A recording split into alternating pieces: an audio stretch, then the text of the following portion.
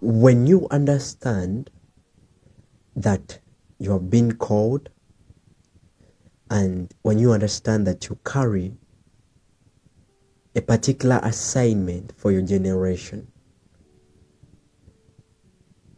the first thing to put into consideration is what we call developing capacity for the platform that you were designed to influence.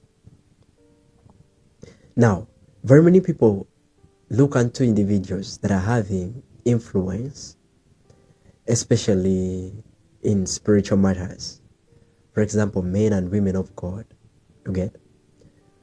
However, the influence that you see outside there right now, they are to those to whom the influence is out of a place of edification.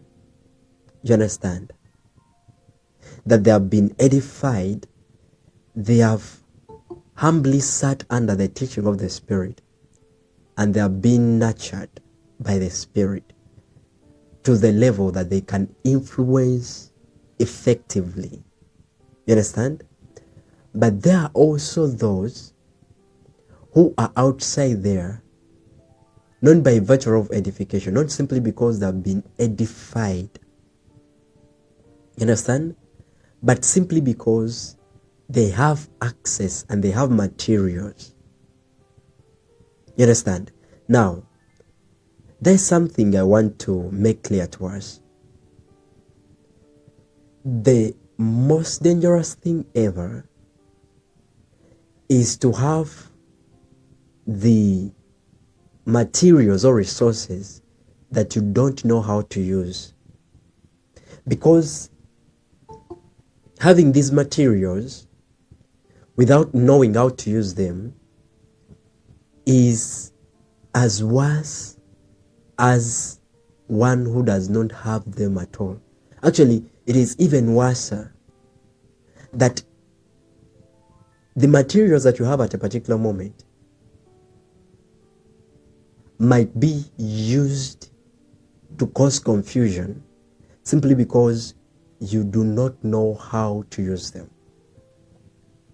So it is that we have individuals that have platforms, yes, they can go online onto social media and they express themselves in one way or the other. You understand? But it becomes dangerous if a man has a platform without being edified. You understand? If a man is not built up by the pure word. Do you know why? Because the intent of this man will not be genuine. That is whereby you find that several individuals have platforms that would have been for global impact. You understand? But they use these platforms for self-gratification. You understand? You get? Like, have you ever found individuals that is coming to deliver a message to you? You get? But every time he's coming to deliver a message to you onto a platform, or let me say you're having a gathering, you understand, a meeting or whatsoever, you get to discover that this individual, every time he's showing up, is giving you more of his personal story. You understand? His personal experience than giving you the word itself. You understand? And at the end of it all, if this is the mode of expressing ourselves on the platforms that we have been given, then guess what? We are not going to be effectual in the lives of those individuals that we have been sent to. You understand? Now,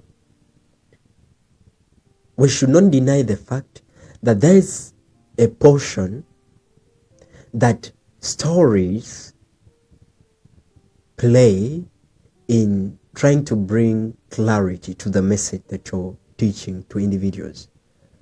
But it becomes destructive when every moment you show up, you're narrating personal stories. Understand? Now, I remember I was watching a particular minister who was explaining something about a particular woman of God who usually used to come onto the pulpit and used to tell the story of how she was raped by the father. You understand? Now, this thing happened long time ago in the past. You understand? And he said that she used to continuously bring it, like at the first moment that he had her tell this story, he thought that this lady was just telling the story once in a while. You understand? But he got to realize that every time that the lady used to come onto the pulpit, she was saying or telling the same story. Now, imagine the father was alive, you get? Maybe the father knew the mistake and got transformed or changed or got born again or whatsoever. Understand? But still, she's seeing the daughter every now and then sharing this on media platforms. Understand? You know how people in the community would see the father, regardless of the father being born again. And you know how people would view her. You understand? Remove the fact that she's a woman of God at a particular moment. But this story has a way it alters people's perspective. That there are individuals that would be hindered, you understand, to receive a particular portion of the message that she has to share simply because of what she had shared about her past experience. You understand? You understand?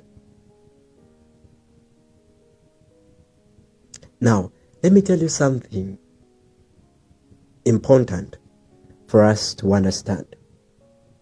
I know we are living in a generation whereby if a person has been living a particular life, let me say a fellow was a drug addict, you get?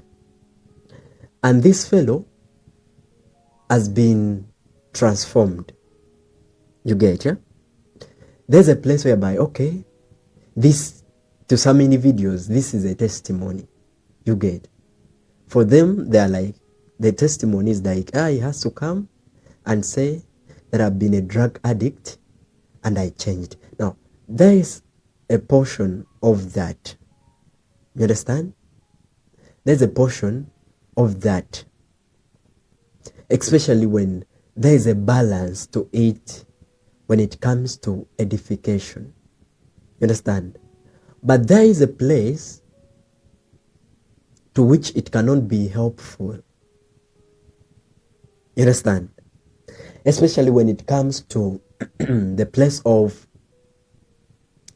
a man viewing himself as a new creature. You understand?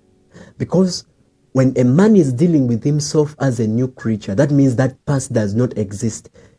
In other words, in divine records, that guy has never been a drug addict. You get?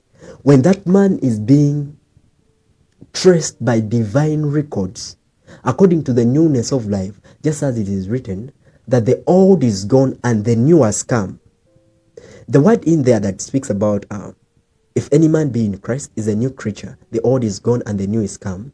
It means that the word new creature in there, it doesn't mean, it is not a new creature in such a state whereby you may say that a company has been producing cups, you understand? And it is now producing other cups. But these cups are new cups in form of production. You understand? You understand? That new creature is not creating something that is newly existing based on the continuous pattern. You understand?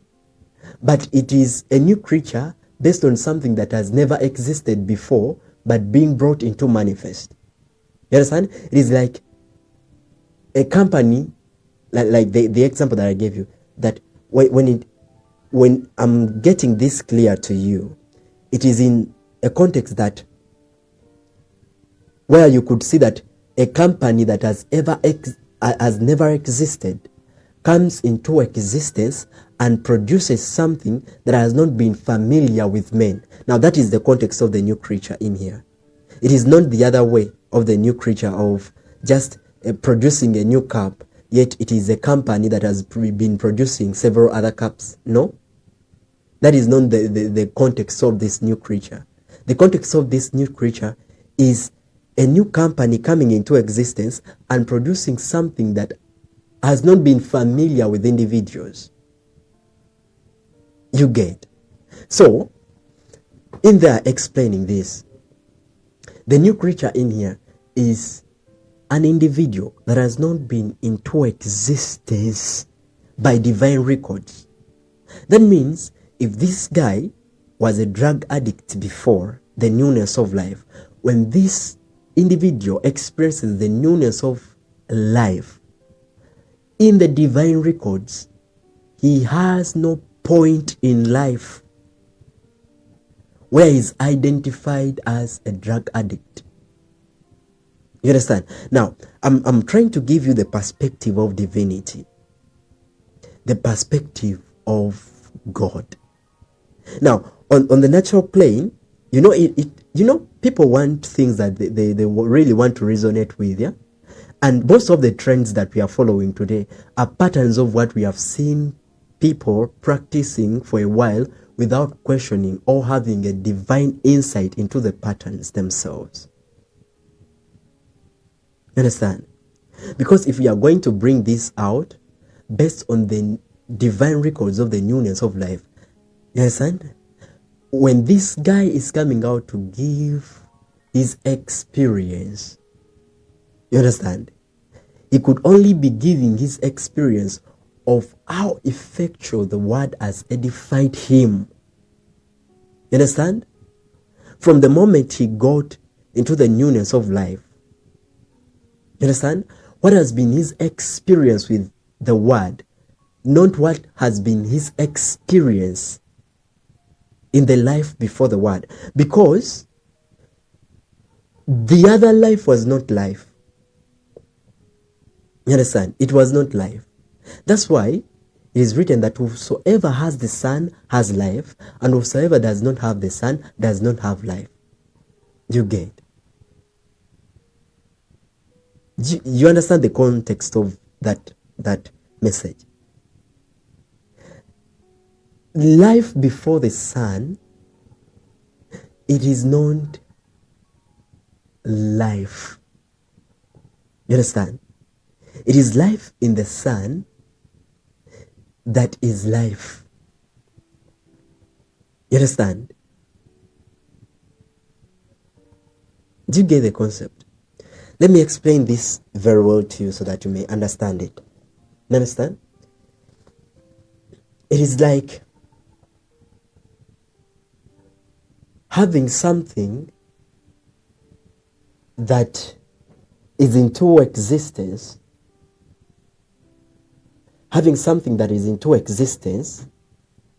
but is not alive. It is like having a mountain, but yet it is a dormant volcano. You understand? You understand? It's like seeing that mountain, which is a dormant volcano. That means there is no eruption taking place in the suspected moments because of the dormancy of its nature. You understand? So even if it is a volcanic, it's a volcanic mountain, you find out that there are particular features that are distorted. You get? So that does not remove the fact that it is a volcanic mountain. You understand? But it displays something about the dormancy of its features in operation. You understand? So it is that without the sun, a man is existing. You understand? But a man is not living. You understand? In that context, it's like a human being like an animal, or a human being like a plant. You understand? That's why we have the kingdom, the animal kingdom and the plant's kingdom. You understand? All these things are existing. You understand? But the living attribute of them, you understand, is questionable. You understand? I know, like in science, there is what we call living creatures. You understand? Or living things. You understand? But to just make it sound clear, these things that perhaps science calls living things, just as plants, animals, you understand? If we are to weigh them by virtue of divine wisdom, these are simply existing things. You understand? Yes, they breathe. You understand? They move, they grow. You understand? But the virtue of life that transpires is missing. You understand? That's why you find that we are totally different from them. You get? We are totally different from these existing things. I would call them existing things, yeah? You understand? Because I'm not comfortable calling them living things the other way around. You get? Why? Listen, the living things is good, you know? It is what we have heard. Understand? But it's someone's perspective. You get? That is the best terminology it could give them. Understand? But this way around, in context with what I'm trying to teach you, I would call them existing things. You understand? So it is a man that has not received the newness of life. Is an existing thing, like any other thing in the world, an animal, a bird, or whatsoever. You understand? Like, there is no sense of purpose in that individual. You understand? Like, there is no sense of alignment with divine assignment. You get? Yes, I believe someone will wake up and say that I have a goal, I have a dream. You understand? I have a vision. You understand? Because naturally, maybe someone had that you must have a dream or you must have a vision. You understand? But someone, what someone is calling a vision and a dream is simply a desire to achieve something. You understand? So there is a misconception when it comes to what particular individuals out of the newness of life call visions and dreams. You understand?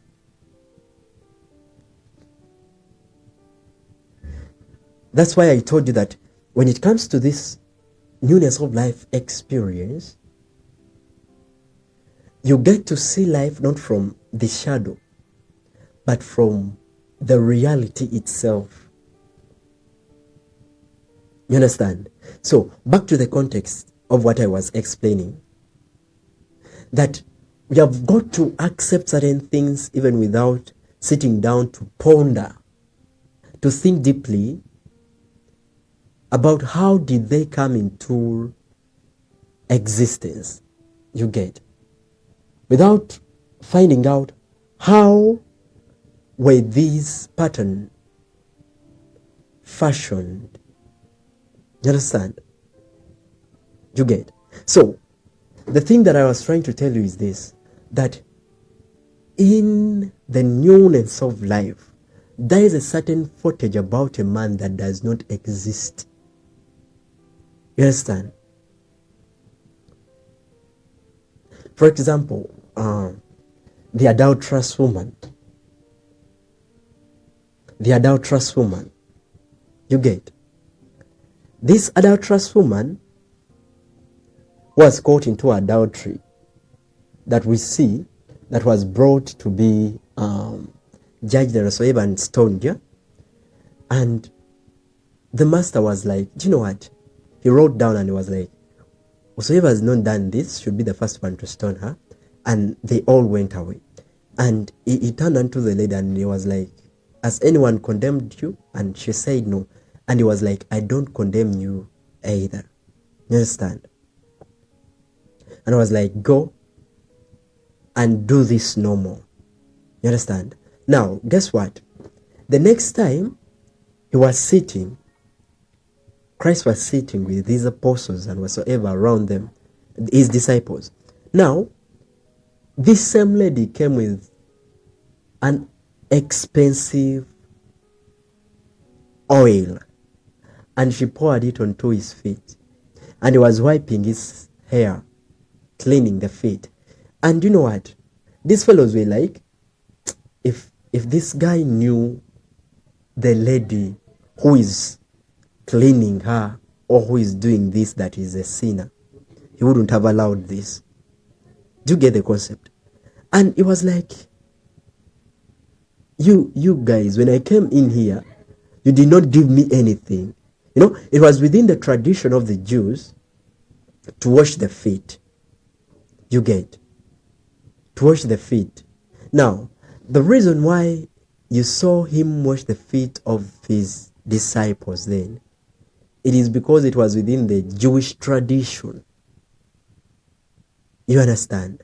So, in the same context, he was telling these individuals that when I came in here, you did not give me water to wash my feet or whatsoever. But she brought the most expensive oil and she did this to me. You understand? Now, I want you to understand the mindset of Christ in here. You know, these guys were like, you know, that lady is a sinner. Christ was like, this lady has been forgiven. You understand? So as them, they were still seeing him as her as a sinner. Christ was seeing her as a new creature. And now that is the very same concept that we have to embrace today. You understand? You know, in most cases, yeah, we want to live with only those who are good, you know, who are known as good in the environment, who are known as the humble, and you understand, yeah? But we have these individuals who are living into a place of self-neglect. You understand? They're living into a place of self-denial, self-betrayal. And, you know, the world may judge them as being stubborn, as not being submissive, as being violent. Yet they just need a voice that inspires them a particular way. They are not stubborn, they are not violent, but they need someone to accept them. Acceptance is what opens these individuals to transformation. First, accept them as they are. Bring them as they are. You understand? Accept them as they are. I remember some time back when we had the first physical conference at Royal Complex. You understand? They brought in this Muslim lady. You understand? The daughter brought her. She was the mother. You understand? She told the mother, let's go there. And the mother came with the daughter. You understand? And she was the first individual that I was inspired to minister to. Yes, and imagine. Now, this will show you how your master or how your Lord loves these individuals. You understand? That some of believers will be there and they're like, you know what? Most of the believers are criticizing these individuals. No, these Muslims whatsoever. Oh, these people whatsoever. You understand? But your Lord is interested in them. You get? For the sake of bringing them into the knowledge of truth. You understand? Can you imagine having all these other individuals around? You understand? All believers around in the room, and the first individual you're inspired to speak to is perhaps that who is called an unbeliever in your context. You understand? Now that shows you that he is interested in individuals that you may look unto as if they don't matter. You understand? You know, we have these, some believers have this mindset, all those ones are not going to heaven, they are going here. Now, first put all those things aside. You understand? When you're dealing with men, put all those things aside. It is not your responsibility to take them there. You understand? You were not given the responsibility to take them either in heaven or hell. That is not your responsibility. And it's not your responsibility to judge who is going there and who is not going there. Leave that to God. You get? Your responsibility is to perform and fulfill your purpose on the face of the earth. Your responsibility is to reach out to those within the spheres of your influence, impact them, nurture them, steward them, and present them to your master. You understand? All these other things, leave them to God. You understand? You know, there are things that change when you mature. You know, when you're still immature, you're so judgmental. You understand? Yeah? You see someone, they're like, now why has that one come here? You understand? Perhaps this was one of the stubbornest students that you saw in school. You understand? Maybe this is one of the violent fellows that you used to see in the community, and right now you're seeing the individual in fellowship. You understand? You know, the first thing is that some people will judge them immediately. You get? And when you judge these individuals immediately, you will not be able to transform them. You understand? Some people, you need to receive them as though you don't know that thing exists about them. You understand? That's how you're going to transform them. You understand? It's not simply because you're trying to deny the fact that they have been violent. It is not simply because you're trying to deny the fact that they have been maybe prostitutes or whatsoever. Understand? But you're trying to point them to the version of themselves that is way greater than that particular version that they see currently. And the best way you can help them get to that place is when you point to the best version of themselves than continuously reminding them of the lesser version of themselves. You understand? When you're heading somewhere, the best way to reach that destination is when you look forward, not when you look backward. That is the very same way it operates when you want to help certain individuals to reach a particular destination in life. You understand? That the best way to help them to come out of that experience is not continuously reminding them how they have been bad. You understand? Not continuously reminding them how they have been thieves in the community. No. It's trying to point them to that version of themselves that knows no theft. The version of themselves that can see money on the table and leave it there. The version of themselves that can continuously be submissive. You get? I tell you, if God was to deal with us based on the way he found us, he would have just left us. I'm the one to tell you that. You get? He would have just left us. You get? Because there was nothing that, would be promising about us. You get the concept in here. You get it? But he overlooked some things because of that which he wanted to achieve in you and me. You understand? No wonder right now you seem to be an individual that is humble, is changed, is cool. People want to spend time with you. People want to share things with you. But there was a time when you were the best rumor monger, where you wouldn't keep someone's secret. You understand? But when the Lord dealt with you, he overlooked that. He knew a version of you that was not a rumor monger. You understand?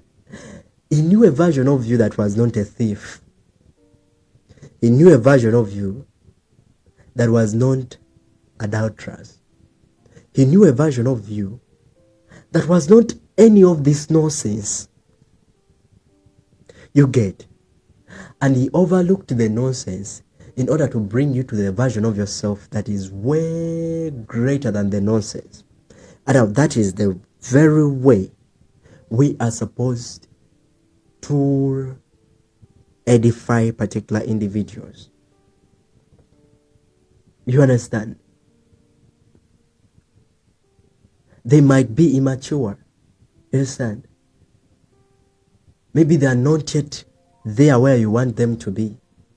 You understand? But you overlook particular things for the sake of continuously guiding them and bringing them up here where you want them to be.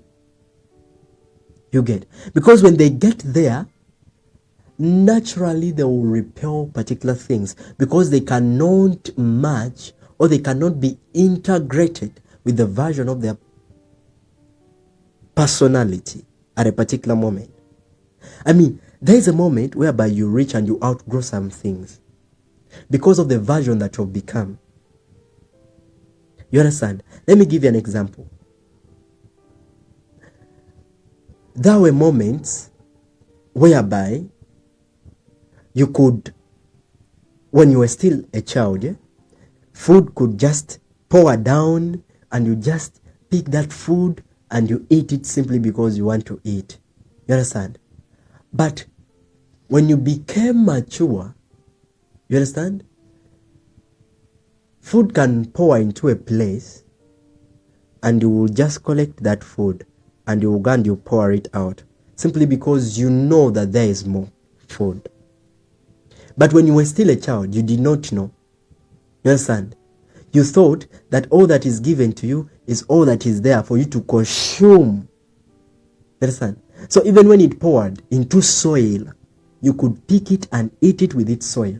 But when you became mature, you outgrew certain experiences. Now that is the way things are supposed to be. That as you nurture certain individuals, you do not even need to struggle with what they are going through.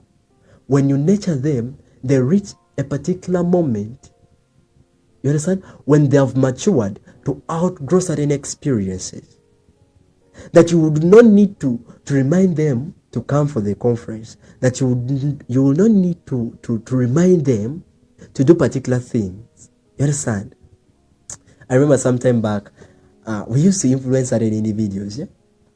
And I have a particular cousin who used to influence a particular girl, and this girl seemed not to listen, yeah, because she was so into this kind of life of being a judgmental, you understand, and could not, there are people who complicate spiritual matters, let me tell you.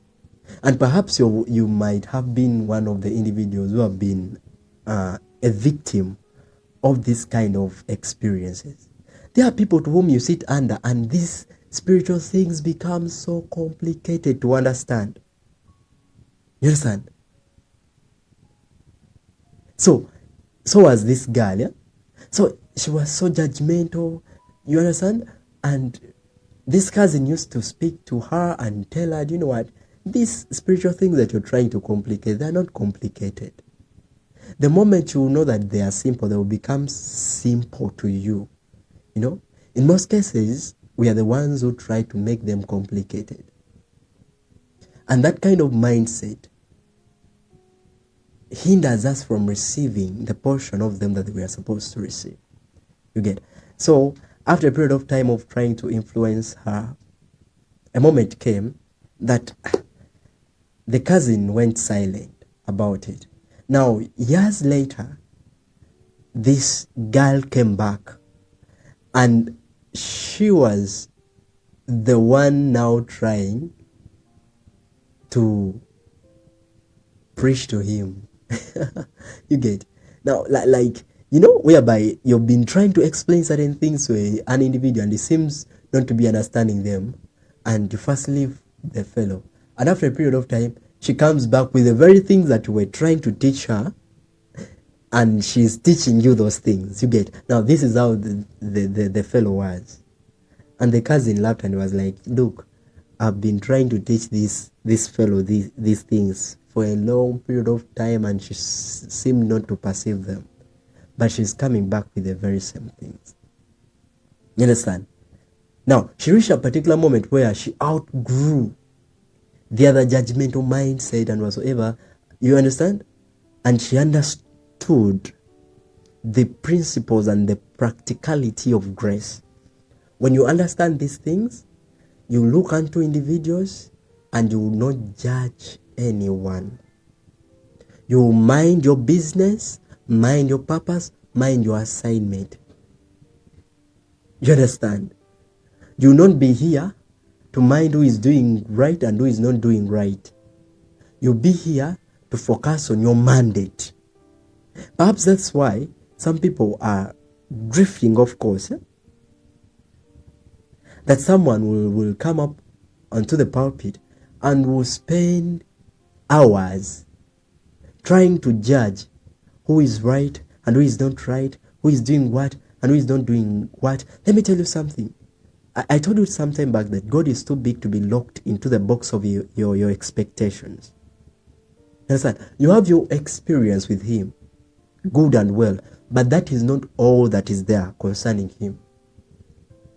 There are versions of His personality that maybe you have not developed capacity to host at a particular moment, and He will not risk expressing that degree of experience with you. Maybe there is a man outside there who has developed capacity to that level. You get? And when you find this individual doing something that is not similar to what you are doing, you may begin to say, oh, now these guys are not right. These guys are not well. These guys are not what? You know? You know? Some people are not just sensitive to the dealings of the spirit with the man. You understand? And when they see the spirit operating with the man in particular dimensions, they become judgmental because they're not experiencing particular things, not simply because the spirit doesn't want them to experience these things, but simply because they are so far away when it comes to following His leading.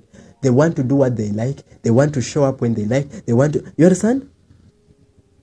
Like, they are so full of themselves that they give no room to Him. They give no room to Him to lead them. And they still want to judge themselves with a man who has totally surrendered to divine influence. No wonder men who have surrendered to divine influence, they will do things that blow your mind.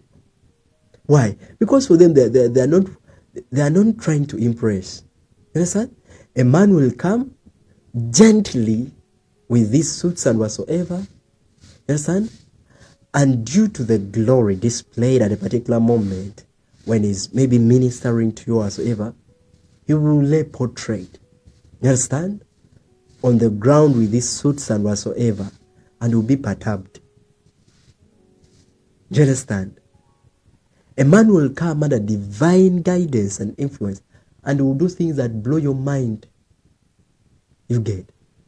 I mean, these things which are spiritual have known to make sense to a carnal mind. And they will never. That's why most people who are led by the Spirit have got a lot of criticism and controversies. You understand? Because the Spirit leads them to do things that are out of the expectation of human reasoning. You understand? You cannot tell me that you saw a man sitting on the wheelchair and you came and you just pulled him as though you're just pulling a baby, you understand, out of the bed, and the man stood up and ran. You understand? Now to a carnal man it will become, they fake miracles, they fake what? You understand? Simply because they don't understand the divine guidance of the Spirit. You understand? They don't know. They can't tell why when you reach a particular lame individual, you pulled him out, and when you reached a particular lame individual, you told him, stand up and walk. They cannot tell why a particular individual, when he stood out of the wheelchair, he ran, and a particular individual, when he stood out of the wheelchair, he limped. You understand? They cannot tell why a particular individual, when he walked out of the wheelchair, he just walked, he did not run. All these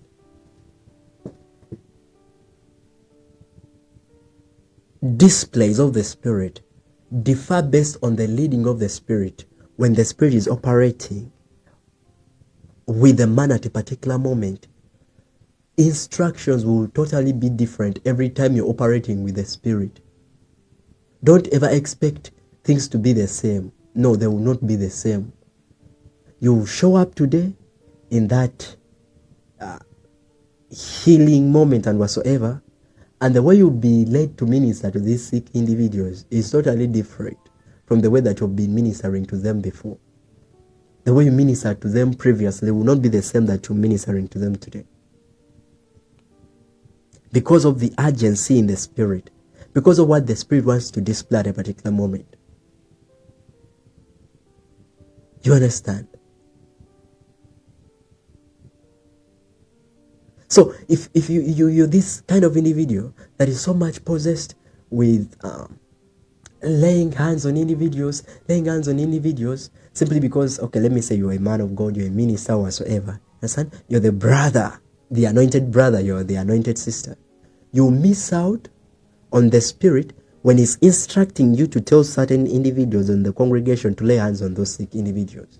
Because I've experienced these moments whereby you're rich and someone is experiencing something, maybe is having headache or whatsoever, and instead of you being the one to lay hands on him, the Spirit tells you, call that girl and tell that girl to lay hands.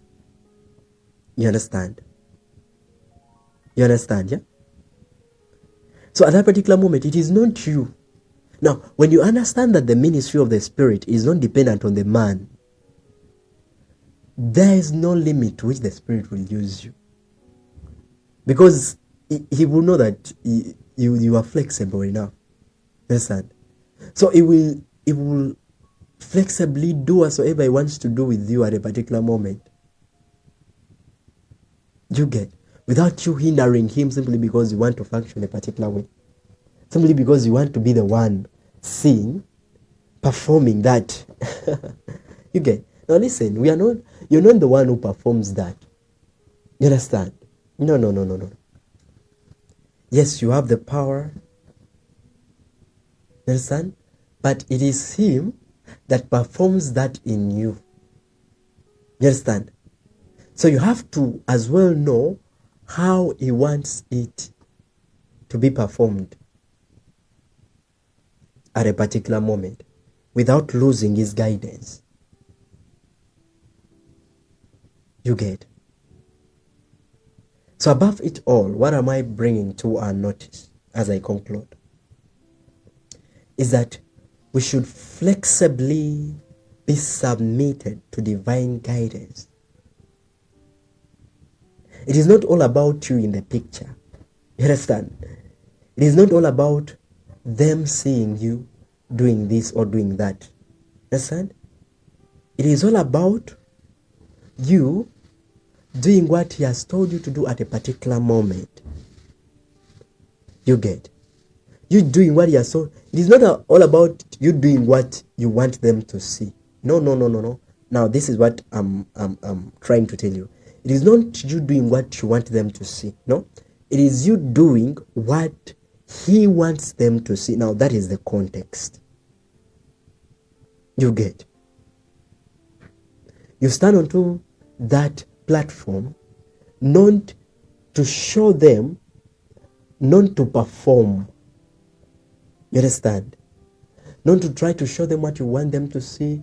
I know that there is a place whereby we demonstrate the power. You understand? But when you demonstrate the power out of divine guidance, yes, you might have demonstrated the power, but there is no lasting impact with that demonstration. Yes, a person will fall. You understand? Yes, a person will somersault. You understand? But at the end of the day, what has been imparted, you get. So demonstrating of power is good. You understand? But it's very nice to come into context with what the Spirit wants to do rather than what you want the crowd to see. You understand? You understand? Because this power, you can use it. You get? You can use it. You can use it. You can slay anyone. When you're under the anointing. You can slay anyone. It can be used for a lot of things. Understand?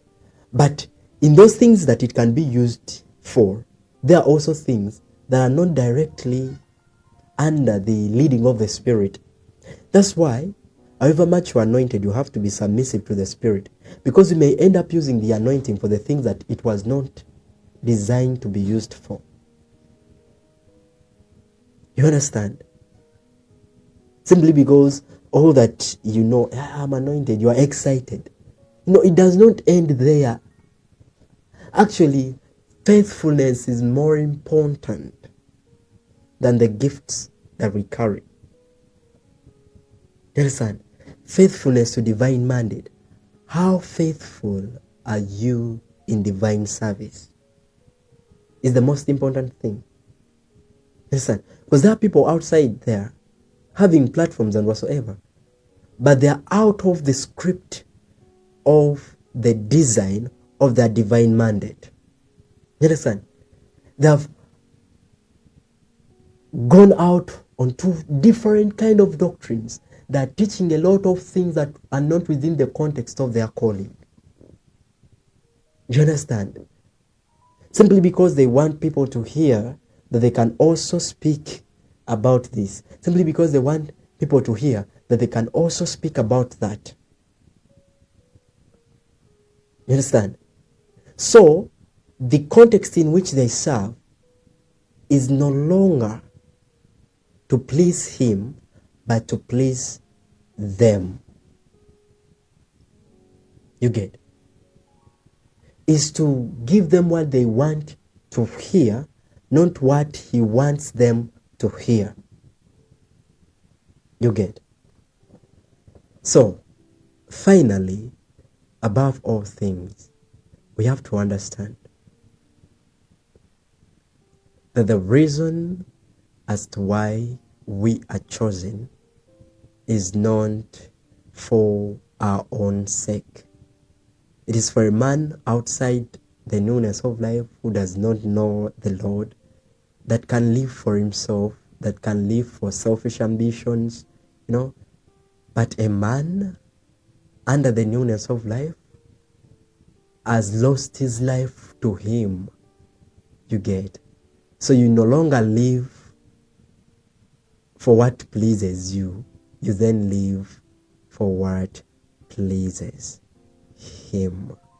You now do what he wants you to do in the place where he has positioned you, in those individuals, in that workplace, in that ministry, in whatsoever place you may find yourself. You get? So, I want to take this opportunity to thank you all for joining